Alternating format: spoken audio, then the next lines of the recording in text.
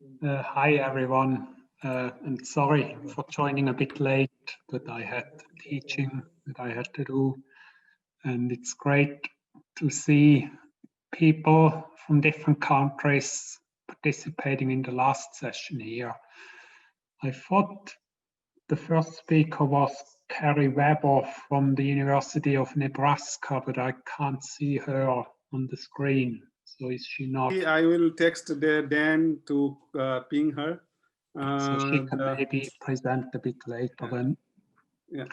So we've maybe got we can start. three speakers anyway. We've got Professor Keisuke Kuroda, who's going to present first, and then Professor Upal Ghosh, who's a good friend of mine, who's going to be the next speaker. But I'm going to introduce Professor Kuroda first, who's an associate professor at Toyama Prefectural University in the Department of Environmental and Civil Engineering. And he was a postdoctoral researcher at Eawag, which is a place that you need to mute, Manish. Oh, sorry. Eawag I know, and Upal knows Eawag as well, so we already have a connection here. You know, I studied there and Upal did a postdoc there. And so that's a place where good scientists meet. So your research interests are in the dynamics of natural and man-made pollutants in water environments. And you've won several prestigious awards for your research, including a JSPS research fellowship for young scientists. So it's a real pleasure to get to know you, and I'm looking forward to hear about your work. Thank you, David, for your kind introduction. I'm Keisuke Kuroda from Toyama Prefectural University, and I was in Eawag in 2010, almost 10 years ago. At the time, I was in Department of Environmental Chemistry, and I worked with Dr. Krista McArdle, and I was doing analysis of pharmaceuticals with LC-MSMS. Yeah. Here now I would like to talk about some recent topics on emerging contaminants in water environment. So before going deep into the topics, we can maybe share some global changes. The global change, I like this word recently because it sounds very interesting. And the global change, there is the global scale changes resulting from the impact of human activity on the major processes that regulate the functioning of the biosphere. It was a definition by Stauer, and they include climate change or ozone layer or population growth or urbanization or material cycle, which is also affected by human activity. And the new one is a novel coronavirus pandemic and lockdown. And they also already impacted our life greatly. Water demand decreased significantly during lockdown, and this is the differences of water demand in the last spring in some European cities, like Madrid -7%, or Barcelona like -10%, something like this. And there's also some good effects during the lockdowns. This is a study from Indian rivers or Indian lakes. And after the lockdown, the water quality improved compared to pre-lockdown periods. And as this is a photo is canals in Venice during lockdown last spring, because of absence of tourists and tourism, the water quality improved greatly. And here I would like to share some topics of emerging contaminants related to COVID-19. Because we use a lot of antiviral drugs to treat COVID-19. The environmental consequences of these drugs can be a major concern, because not all the antiviral drugs are removed during wastewater treatment plants. So the wastewater effluents contains a lot of antiviral drugs and they are metabolized. Then they may become ecotoxicity contaminants.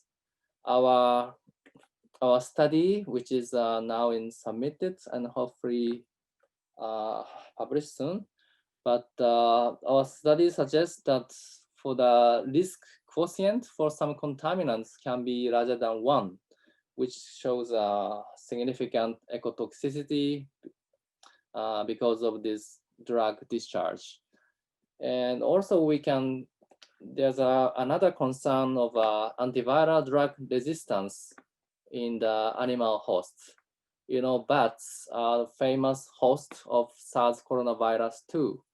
The bats has a virus inside the body naturally, but when they are exposed to wastewater effluents or effluent impacted surface waters, they can ingest water together with antiviral drugs. So the antiviral drugs can be in contact with the SARS coronavirus 2, and the viruses can multiply or propagate into the body, and they continue reproducing. And in the process, they might be resistant to the antiviral drugs. You know, they replicate DNA, and in the meantime, they can have a resistance to antiviral drugs.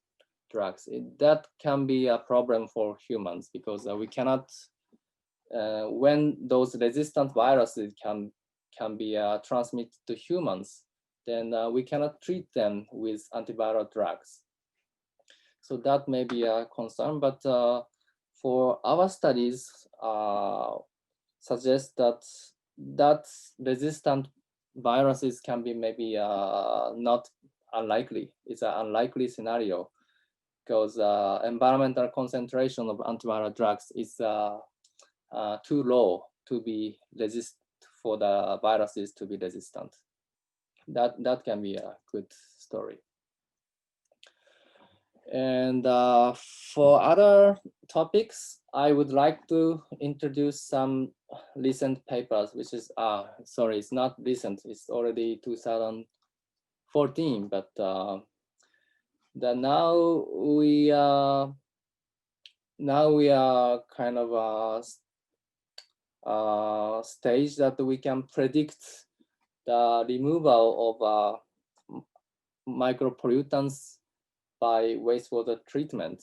Now, until that time, we can just measure the concentrations and evaluate the removal efficiency, comparing influent and effluent. But now we can predict the removal efficiency, using like a function of DOC normalized specific ozone doses or something like that. Now we have some tools to predict the microbial micropollutant removal during wastewater treatment processes.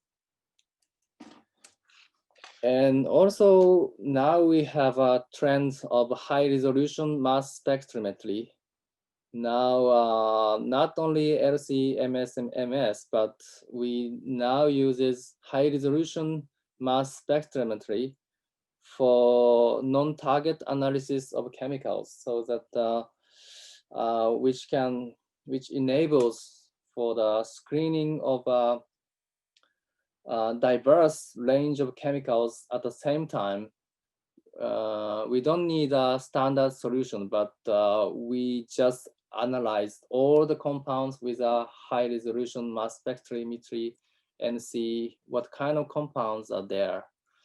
So this technique enables the kind of accurate evaluation of metabolites occurring from some compounds. And also we can detect compounds which are not known before, but we can analyze using this high resolution mass spectrometry. This can be a great advance recently. And also we still have contaminants, which is very persistent. And for example, this perfluorinated compounds or perfluorinated substances, which can be called as a per or polyfluoroalkyl substances, or like which include perfluoroalkyl carboxylates or perfluoroalkyl sulfonates, yeah, PFCAs or PSSAs. Because those compounds are very, very persistent, which is hardly biodegradable. So it still persists in the environment, and we are studying these compounds almost like more than 15 years. And then still there are a lot of papers about this contaminant. So this trend may continue some more times. And this is the end of my talk. Yeah, this is many diverse topics, but I would like to finish here. Thank you. Thank you very much, Professor Kuroda, for this concise summary of some of the challenges and emerging pollutants. It's really exactly what we were looking for here, a brief introduction into what hopefully will be an interesting discussion at the end of the panel. So if you could unshare your screen, and I'll introduce the next speaker in this session, which is a good friend of mine, Professor Upal Ghosh. So he's currently the professor, a full professor in the Department of Biochemical and Environmental Engineering at the University of Maryland in Baltimore County. So there's different campuses for the University of Maryland, and Upal is in Baltimore County. So his group works on fundamental processes and mechanisms that control the fate of chemical pollutants in soils, sediments, and aquatic environments, and his team uses multidisciplinary tools to investigate exposure risks and bioavailability of organic and metal pollutants to organisms. So Upal not only works on identifying the problems and understanding how they come about, but also as an engineer, what can be done in terms of addressing some of these legacy pollution issues where we find persistent pollution in our rivers, in our sediments. And he's been a real innovator in terms of trying and invent new ways of cleaning up or addressing some of these pollution issues. But the talk today will be about combining advanced measurement and modeling tools to determine impacts, to determine where the pollution comes from and what the impacts are in aquatic systems. So Upal, please, you are feel free to start your presentation. Thank you, David. Can you hear me okay? Wonderful. It's good to see you, David, and it's good to see all the participants here in this meeting. It's a great pleasure to talk about some of our work and to get introduced to many of you that I have not had the opportunity to meet so far. So this is a great forum to get to know people. So I'm excited about that. As David mentioned, a lot of our work has focused on tracking and controlling pollutants in the water environment. And the way we start looking at these problems in natural systems is that the main challenge is defining the problem correctly. There are many solutions that one can think of, but oftentimes the problems, if they are not formulated correctly, not defined correctly, the solutions are wrong and the solutions don't work in a sustainable way. So we spend a lot of time in the work we do in defining the problem correctly. And once we define the problem correctly, we can find solutions that can be innovative, that can address the real challenge and can provide a lasting solution. So I thought what I'll do here is talk about work that we have been doing in a major river here, very close to where I am in Washington, DC, and think about that as a framework to address pollutants of different kinds. These could be legacy old pollutants, could be new pollutants that come into the system, but thinking of it in terms of mass balances helps define the problem correctly. Can you see my screen in full screen with the slide? Okay, just making sure because I see a different screen on my end here. Okay, so what we do here is, so as I was saying, the way we get into this problem is to think about pollution as a mass transport problem. It's mass transport in the water. In the last session, we talked about geomorphology, and that's a major component of understanding transport, because a lot of the pollutants are transported with particulates. So understanding where the particulates go, how the river changes over time, where the sediment deposits and where the sediment erodes from is a big component of understanding long-term processes in these environments. So we work closely with people who do the hydrodynamic modeling and superimpose our chemistry on it to understand long-term processes, sources and sinks and so forth. So we look at the fate and transport of these pollutants. The other aspect of our work is looking at human exposure and ecosystem exposure. And that also boils down to a transport problem. The chemicals finally have to cross some kind of a biomembrane to have an impact. And that could be through the gills of a fish, or it could be on the skin of a human, or it could be in the epithelial cells of the lung if contaminant does get settled in. So that again is a transport problem, understanding that diffusion, that mass transport of the pollutants that cause harm. And once we frame the problem and understand the transport processes, not only in the large scale in the river system, but also in terms of human exposure pathways, we can then think about ways to prevent the key processes of exposure. And that brings in engineering tools that we try to bring in to try and address the main exposure pathways if we're trying to protect the human or the ecosystem. So that's the larger context of how we do the work. So the key study that I wanted to talk about is the Anacostia River and the watershed. And this is the main, there are two rivers flowing through Washington, DC. One of them is the Anacostia River. And the reason we are focusing on the Anacostia is because it has seen a lot of industrial activity in the past. And so with the industrial activity has come all the pollutants. And you cannot look at the river without looking at the watershed. So the whole watershed is our target, looking at the tributaries that contribute majority of the water and sediments getting into the river. And this work is funded by the government of Washington, DC through the Department of Energy and Environment. And we're helping them basically define the problem. And the problem they have is that the fish are contaminated, the water is contaminated, which results in the fish contamination. So people cannot catch and eat the fish. And there are water quality impairments that make it difficult to use the water for all the purposes people and the community would like to use it for.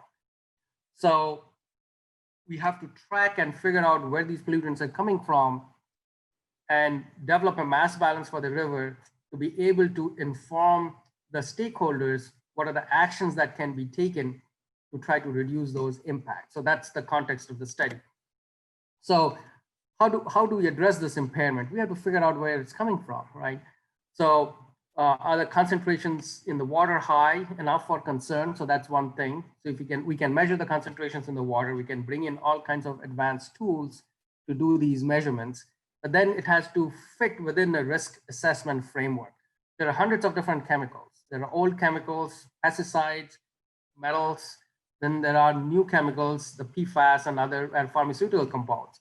Everything has to fit into an overall risk assessment that then drives the decision making on which ones to target in terms of some kind of a management action. The inputs to an urban river can be very challenging to quantify. In a natural river, you know what the tributaries are. You can focus on those. You can put in gauges to measure the flows. You can measure the sediment transport that's happening, and you can develop the model for the river. But in an urban system, there are lots of inputs that are not natural. So you have all kinds of what we call combined sewer overflows here, where sewer systems are combined and leads to a net inflow into the river. And then there are outfalls from industries, and there are hundreds of these. So they have to be quantified. So it's a huge effort that this government is doing to quantify all the major inputs.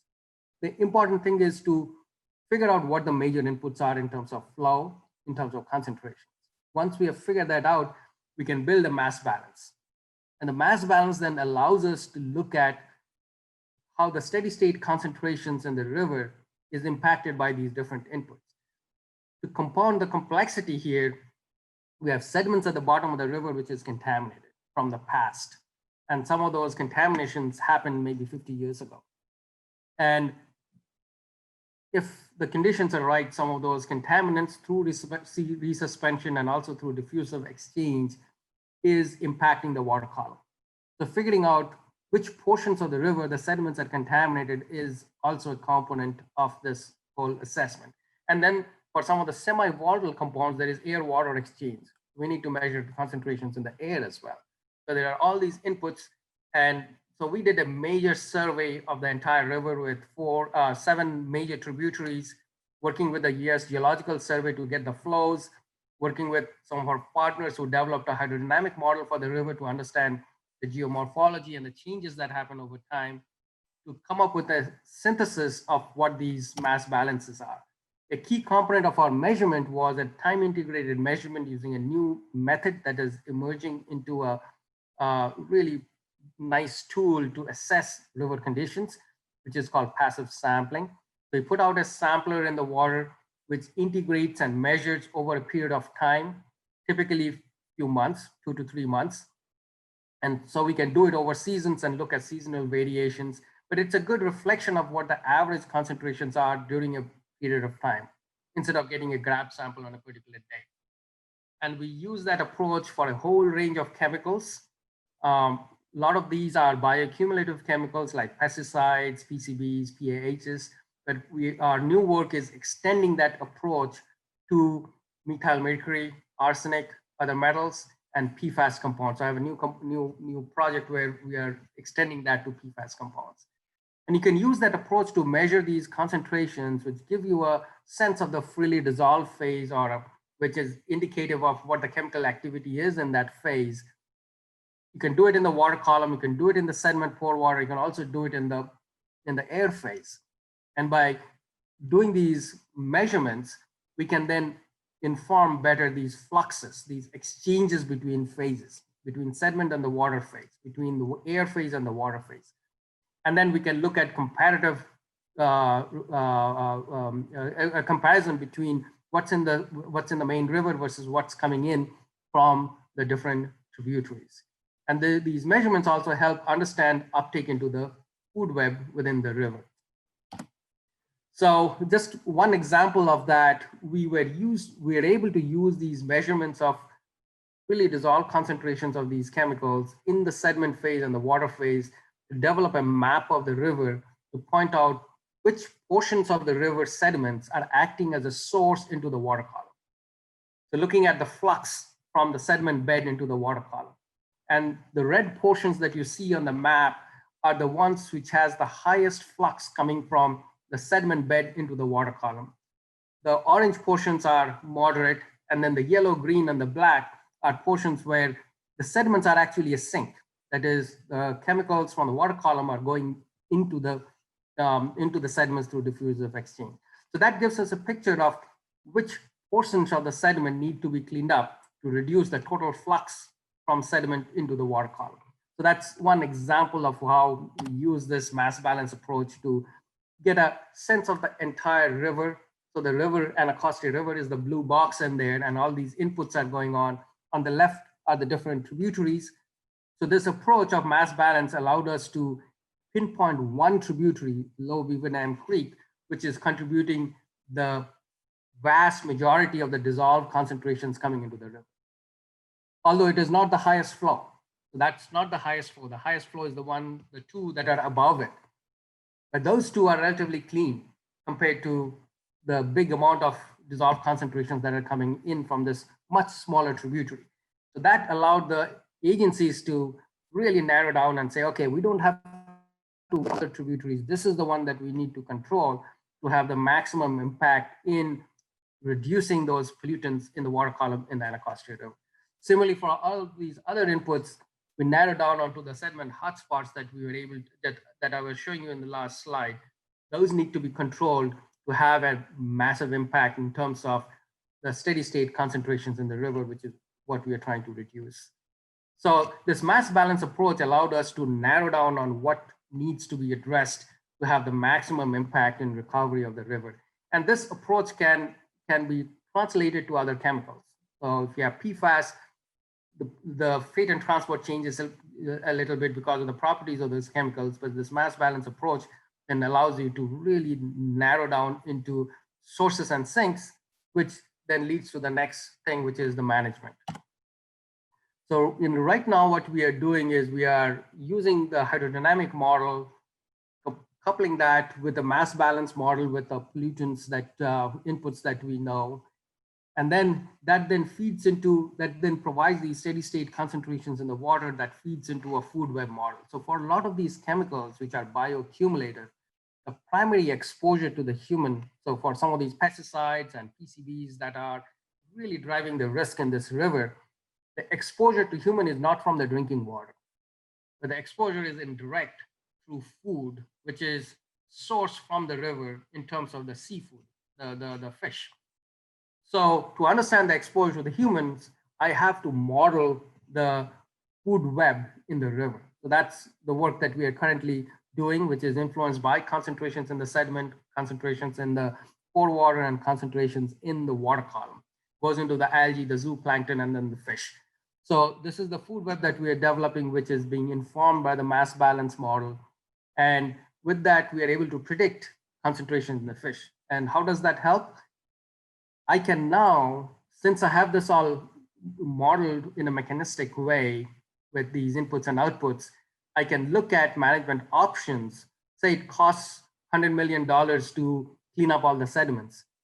Then the managers that would be making these decisions would be able to look at the cost benefit. If we spend so much money to cut out one of these inputs, how does that help in the ultimate goal of reducing exposure to people who are in that community? So that's how we, and then we can balance, okay, instead of doing that, maybe we should do this, which costs us less to get the same risk reduction. So the whole thing is driven by reduction of risk to the target population that we are trying to protect. So I'll end here with some concluding thoughts. So these dissolved concentrations are critical in defining exposure and especially for bioaccumulative chemicals. And this integrated mass balance and food web model, which also takes in input from the hydrodynamic model, allows evaluation of these management options. And so overall human health and ecosystem risk should be the driving focus for water quality assessments and management.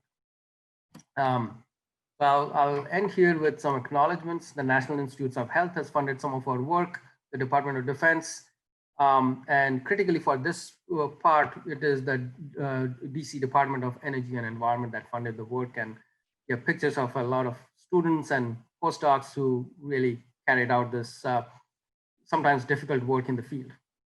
So, thank you. Thank you, Upal.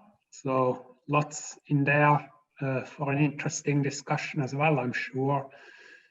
So just checking if Manish, did Professor Weber join us, or is she not? No, actually, it's very early. Of course, the Upal is from the same land, but somehow we have to go ahead and start the discussion. If you want, I can be the third pillar and take some questions. But of course, they both are enough for I think it's actually fantastic to have time for discussion, because I think that's really something very valuable. So does anyone have a question to ask for the panelists here? Or if you want, you can also write them into the chats, the students, for example. Maybe to get things going, I'm going to ask an initial question to Upal. So you showed us how you can measure freely dissolved concentrations and why that is relevant for bioaccumulation and so forth. But I was just curious in terms of mass flow from these tributaries into the main river. Have you looked at what might be transported with suspended particles, and whether that is something that you need to consider in addition to freely dissolved PCBs? Thank you, David. That's a really good question. I didn't talk about it, but in the mass balance slide, I had two numbers. One was the total, and the other was the dissolved mass balance. And it's really important to look at both, as you just mentioned. And the reason is it depends on the chemical. And for some chemicals, the particle associated phase, depending on where the particles are going to have less impact. But for some chemicals, the particle associated phase can transform and change and move from the particles into the water phase and cause problems. So it's really important to do both. But oftentimes what happens is, for these bioaccumulative chemicals, if you just focus on the total, you then don't get a good picture of the actual risk.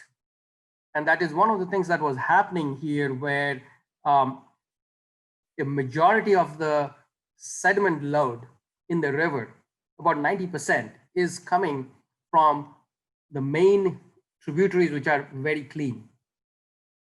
When I say very clean, that doesn't mean zero concentration. It's got a very small concentration, but below any kind of threshold of causing damage. So what was happening is, one of the approaches people do for water quality is called TMDL in the US. It's total maximum daily load, which is based on total concentrations. So when you look at the TMDL for these bioaccumulative chemicals, what was ending up happening is that the action was being driven by these super low concentrations coming down with super high volumes of sediments. So when you take 70 million tons per year of sediment coming down the two main tributaries, multiply with a very small concentration of these pollutants, you get a large number. And people were focusing on that large number. And the problem that was happening is that those concentrations and sediments coming down the two main tributaries are about an order of magnitude lower than the average concentration in sediments in the river. So the argument I had to make with the stakeholders is that don't stop those sediments, because those clean sediments with very small concentration coming down into the river is actually helping recover the river and cover up the contaminated sediments in the river. But if you take a total maximum daily load approach, it looks very different, because that's where it looks like the load is coming from. So I think, to answer your question, one has to look at the loads, but keep in mind that loads coming with different chemical activities have to be looked at differently in terms of ultimate risk. Okay, thank you. There is actually another question for you in the chat, but maybe I first ask a question of Professor Kuroda. So what you've presented about the antiviral drugs, I think in a way is very close to thinking about antibiotics, for example. And can you see a connection there? And what is your thinking about risks of these discharges of antibiotics into our rivers? Do you think we need to be concerned about it? Or is it like you said, for your antivirals, the concentrations are so low, we don't need to really worry about those? Yeah, thank you very much for the very important question. The antiviral resistant is also similar to antiviral resistant. And I said that environmental concentration will be very low, so that antiviral resistant in wild animals is not likely. But maybe in some settings, like there could be concerns. This is where some concentrations are very high in some places. And for example, just the vicinity of a wastewater effluent, or maybe some wastewater can be used for culture of some animals, like some minks or some other domestic animals or cultured animals. Some of them can have SARS coronavirus too in their body, because some minks that suggested be they have SARS coronavirus too. And in Denmark, they kill some millions of minks. And maybe if they use wastewater or some water contaminated with antivirals, when they use those waters for feeding to those animals, and then they could be a big chance for developing for the SARS coronavirus to develop antiviral nature. So I think even though the environmental concentration could be very low, but there are some cases that we have to be very careful. So yeah, we have to have those things in mind, and we have to share with the policymakers or other people.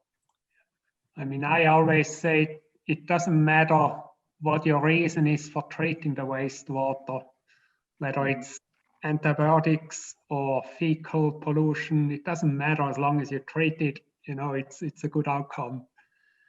So we've got questions for Professor Gosch in the chat. So maybe did you want to respond to those? Sure.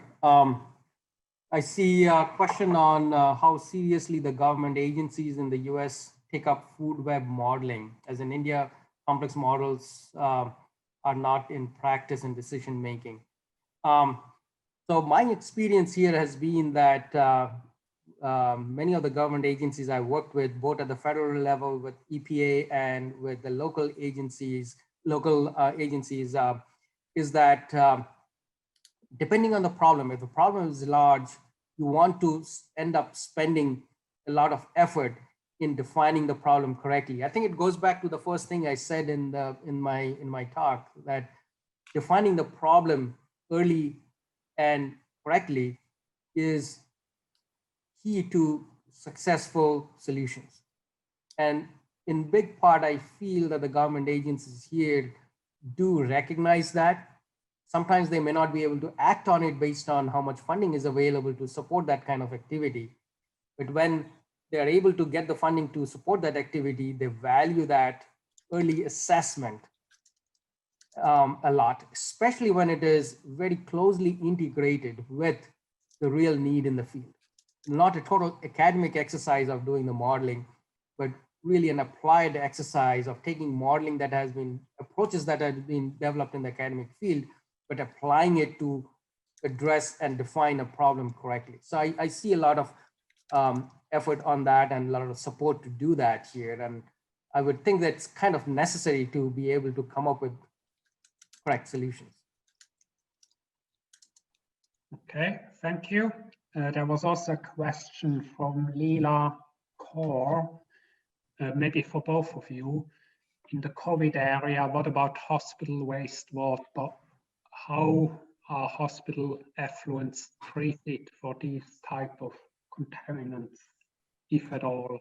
Maybe we can hear from Japan and from the US and think about India as well. Yeah, I think that's a very important question. The hospital wastewater probably have very high concentration of antivirals because they're treated with some antivirals, and for the wastewater, I don't think they treat wastewater in the hospitals. They just discharge wastewater to wastewater treatment plants, just to sewers. They may have some treatment systems which remove just oil or grease, which is derived from kitchen wastewater, maybe, but they are not intended to remove pharmaceuticals or anything. Maybe just they disinfect the wastewater for just chlorine or some other things, but I don't think they are effective for the removal of antivirals. So basically, antivirals from hospital wastewater is transported to wastewater treatment plants. Yeah, I think so. Is that the same in the US, Upal? I believe so. I think it's kind of the same. Yeah, there may be specific situations where there is a specialized treatment that happens, pre-treatment that happens. So it depends on the wastewater treatment plant. So the wastewater treatment plants, in some cases, for specific sources of wastewater, have required the generator to put in a pre-treatment. It is done more often for specific industries where there is a concern that the effluent coming from that would disrupt the wastewater treatment plant operation. But I haven't heard that in terms of individual pollutant sources, trace pollutants like pharmaceuticals and so forth.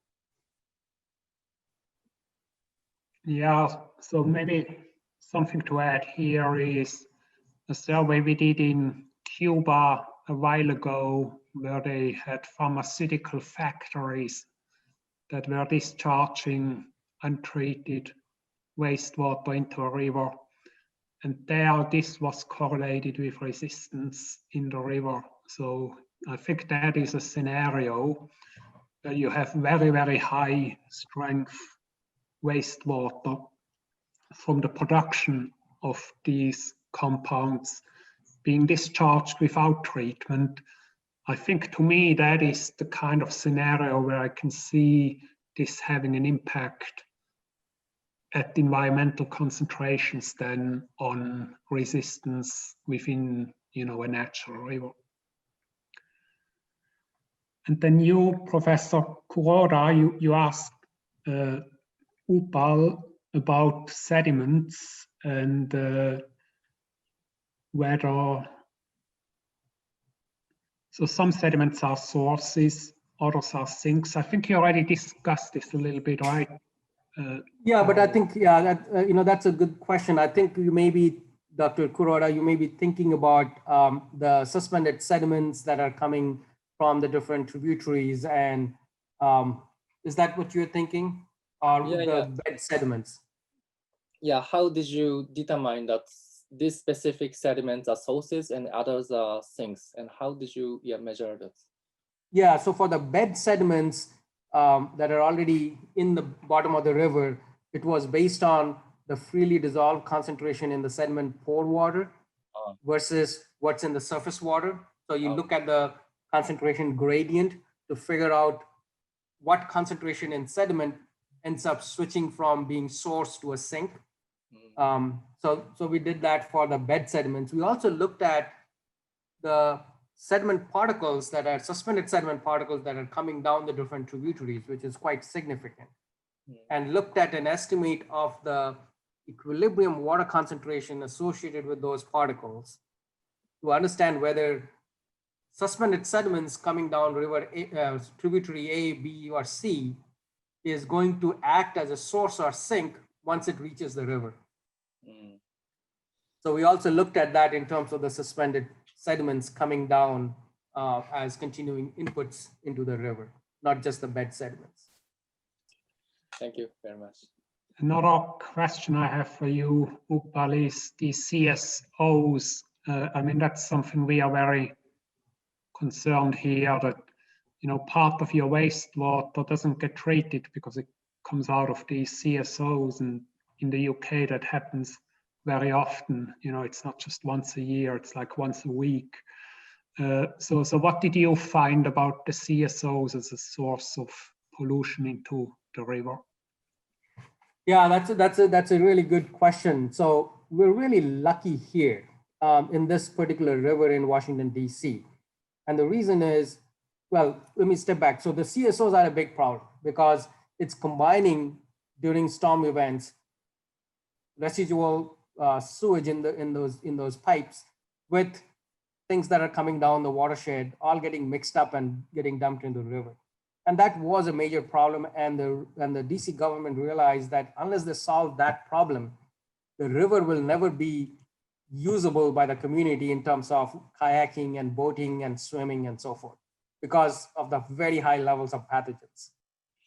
So they spent a huge amount of money, something like $2 billion, not million, $1 billion, in diverting the CSOs into this new system, which is basically made up of huge underground storage tunnels. So these tunnels are huge. They are 30 feet in diameter, deep down underground. And the whole purpose of, and they run along the river, collecting the CSOs during a storm event. And they're big enough to store majority of the storms in these big underground tunnel systems. And then at night, when the wastewater treatment plant, we have one of the largest wastewater treatment plants in the country. It's 370 million gallons a day, but doesn't use all that capacity at night. At night, that CSO, stored CSO effluent gets pumped into the wastewater treatment plant to get treated and to avoid this problem of continual inputs from the CSOs. So they have addressed 85% of the CSOs in that first phase. And there's a second phase that's happening next year, which will divert all the CSOs into these storage tunnels. So that's how they are handling it. And I was happy they did that because that allowed me, so I didn't have to go and measure effluents from these hundreds of CSOs. Okay, excellent. So I guess we've reached, is that right, Manish? We've reached the end of the hour here. And yeah, you exactly. said we should open the concluding session on time. So maybe with that in mind, we're going to close the discussion here. But if you have any further questions, you know, you'll find our panel members, if you Google them on the internet, I'm sure, and I'm sure they'll be more than happy to answer any further questions by email.